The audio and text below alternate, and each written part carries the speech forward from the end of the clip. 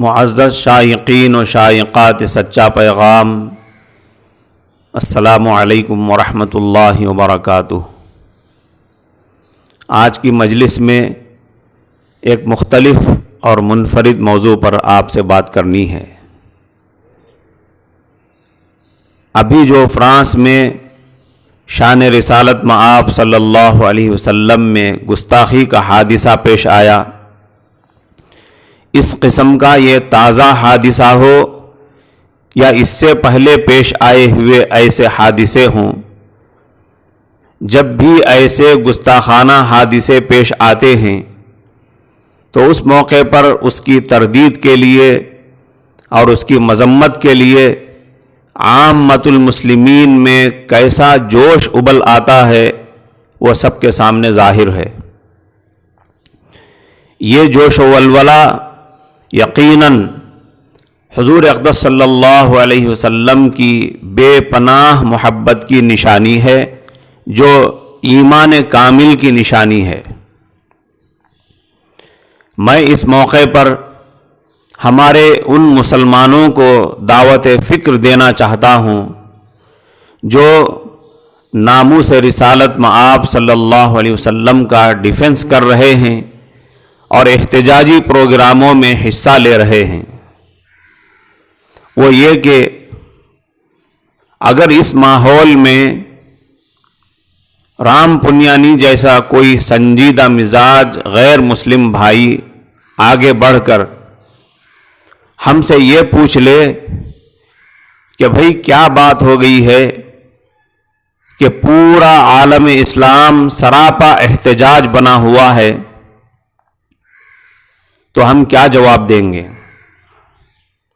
یقیناً ہم یہی کہیں گے کہ شان رسالت مآب صلی اللہ علیہ وسلم میں گستاخی کا حادثہ پیش آیا ہے، اس پر ہم احتجاج کر رہے ہیں، جو ہمارا اسلامی اور ایمانی فریضہ ہے۔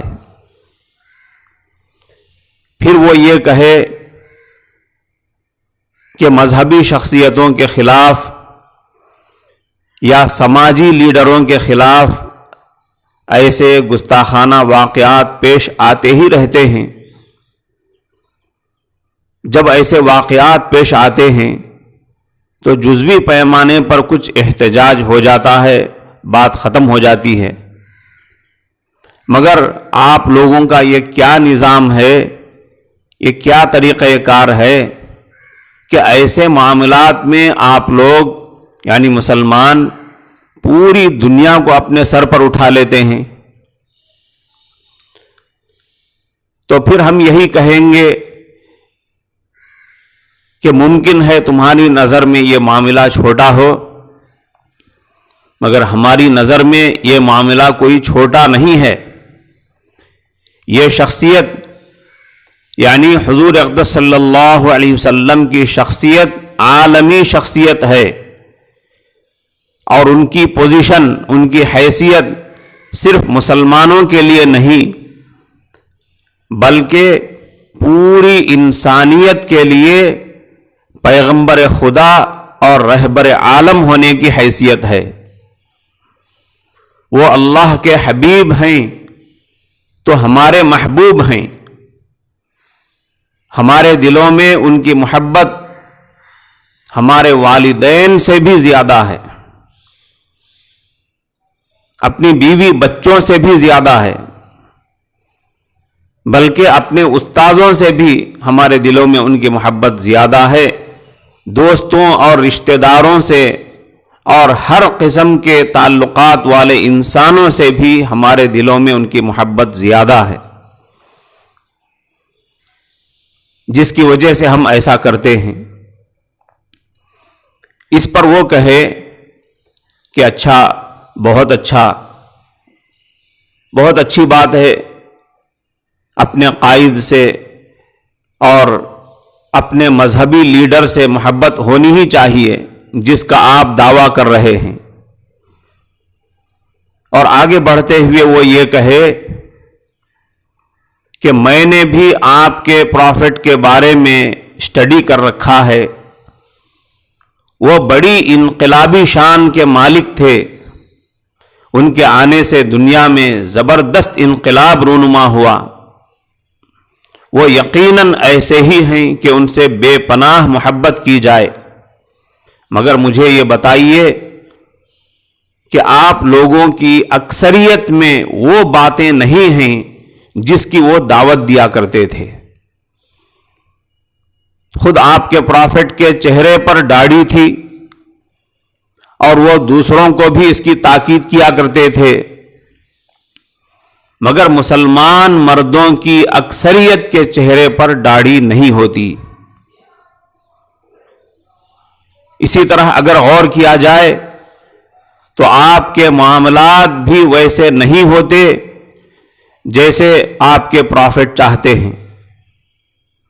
مسلمانوں سے میرے اچھے دوستانہ تعلقات ہیں، ان کی شادی بیاہ میں بھی میں جاتا رہتا ہوں، مگر مسلمانوں کے شادی بیاہ میں آپ کے پرافٹ والی سادگی نام کی کوئی چیز نہیں ہوتی۔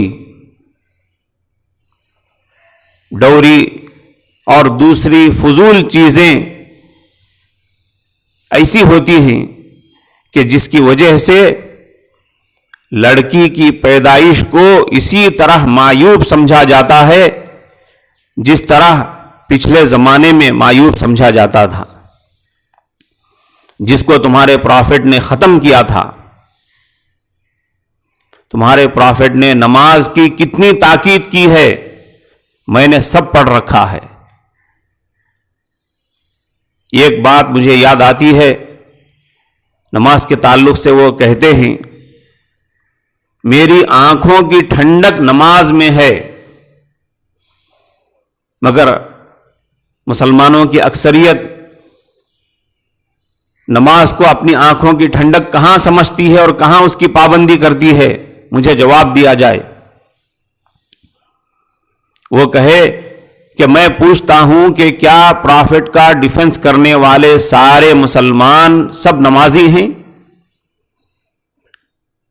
اگر وہ نمازی ہیں تو کیا صبح سویرے پڑھی جانے والی نماز بھی وہ پڑھتے ہیں؟ کیا ان سب لوگوں کو قرآن پڑھنا آتا ہے جو تمہاری سب سے بڑی کتاب ہے جس کو پرافٹ لائے ہیں؟ ایسے بے شمار سوالات میرے ذہن میں ہیں جن کا جواب مجھے چاہیے۔ معزز مومنات و مومنین عظام، کیا یہ اور اس جیسے سوالات ہمارے ضمیر کو جھنجھوڑنے کے لیے کافی نہیں ہیں؟ اور تو اور اگر ہمارا ضمیر خود ہم سے یہ سوالات کر بیٹھے تو اس کا کیا جواب ہے؟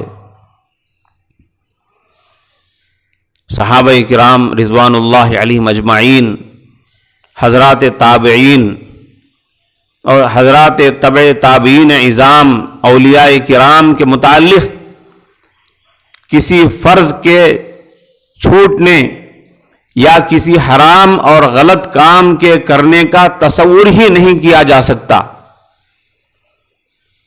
کبھی مجبوری میں کسی سنت کا چھوٹ جانا بھی ان کے لیے بڑی بھاری بات ہوتی تھی۔ محبت ایسی ہوتی ہے، اس کے بے شمار واقعات ہیں۔ آج ہم سے بڑے بڑے فرض چھوٹ جاتے ہیں اور بڑے بڑے گناہ ہو جاتے ہیں، پھر بھی ہمیں دعویٰ ہے کہ ہم حب نبی سے سرشار ہیں۔ ہر دعوے کے لیے دلیل اور ثبوت پیش کرنے کی ضرورت ہوتی ہے۔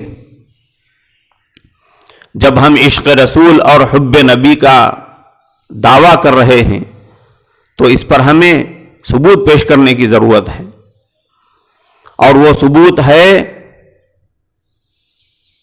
دین پر مکمل عمل اور سنتوں کی مکمل پابندی۔ یہ بات خود آن حضرت صلی اللہ علیہ وسلم نے فرما دی ہے، چنانچہ حدیث میں ہے، من احب سنتی فقد احبنی، جو میری سنتوں سے محبت رکھے گا اور ان کو اختیار کرے گا وہ مجھ سے محبت کرے گا۔ یہاں یہ بات بھی ضروری ہے، اس کی وضاحت بھی ضروری ہے کہ جس ذات سے محبت ہے، اگر اس ذات کی بات پر عمل نہ ہو تو وہ کیسی اور کتنی سچی محبت ہو سکتی ہے، اس کو ہر کوئی عقل مند سمجھ سکتا ہے۔ اگر ماں سے محبت ہو تو بیٹا ماں کی ہر بات سنتا ہے اور اس پر عمل کرتا ہے۔ اگر کسی کو اولاد سے محبت ہو تو وہ اولاد کی ہر خواہش پوری کرتا ہے۔ اگر کسی شاگرد کو استاد سے محبت ہو تو وہ استاد کی خدمت سے جی نہیں چراتا۔ دوست سے محبت ہو تو دوست کی ہر چاہت پوری کی جاتی ہے۔ اسی طرح اگر سچ مچ محبت ہو تو سر سے پیر تک اور ایم سے پی ایم تک ایسی پاکیزہ زندگی گزاری جائے گی جو ہر معاملے میں حضور اقدس صلی اللہ علیہ وسلم کے ہدایتوں کے مطابق ہو۔ اب دیکھنا یہ ہے کہ کون اپنے آپ کو بدلنے کے لیے تیار ہوتا ہے، دین پر مکمل عمل کرنے اور سنتوں کی مکمل پابندی کرنے کے لیے تیار ہوتا ہے، اور کون ہے جو کسی غیر سے ایسے سوالات کا سامنا کرنے اور پھر لاجواب ہو جانے اور شرمندگی اٹھانے کے لیے تیار ہوتا ہے۔ دعا کیجئے کہ اللہ تبارک و تعالی پوری امت مسلمہ میں اپنی کوتاہیوں کا احساس پیدا فرمائے اور پورے دین پر مکمل عمل کرنے کی توفیق عطا فرمائے۔ صلی اللہ تعالی وسلم علی خیر خلقہ محمد و آلہ و اصحابہ اجمعین۔